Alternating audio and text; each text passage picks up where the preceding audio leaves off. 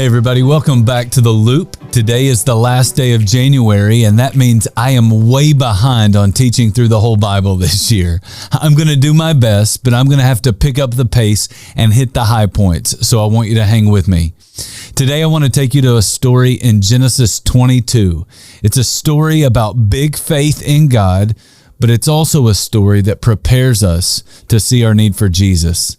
In this chapter, Abraham and Sarah have had their son, and they are finally enjoying life with him. But then in verse 2, God throws them a curveball. God says to Abraham, "Take your son, your one and only son, whom you love, Isaac, and go to the region of Moriah. Sacrifice him there as a burnt offering on a mountain I will show you."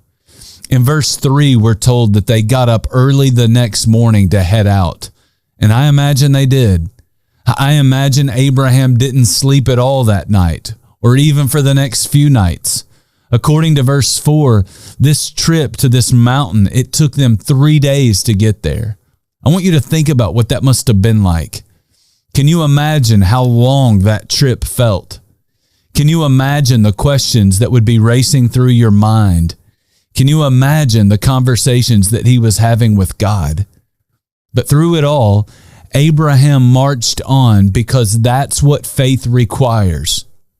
It requires us to obey even when we don't understand.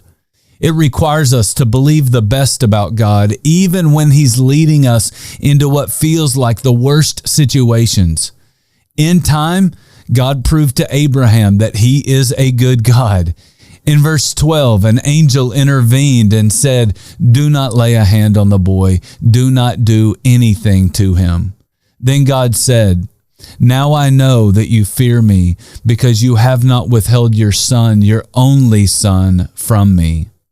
Now, this story doesn't just teach us an important lesson about faith. It teaches us an important lesson about Jesus. Thousands of years later, our Heavenly Father would actually sacrifice His own Son, His only Son, on top of a mountain, all so that we could say, "God, now I know you love me because you have not withheld your Son, your only Son, from me." See, Abraham knew that God could raise Isaac from the dead, and God knew that He would raise Jesus from the dead. Yes, it was a painful, awful sacrifice, but it was a short-term sacrifice with a long-term, eternal gain. My prayer for you is that you will always have a big faith in God's plan and an even bigger faith in God's Son.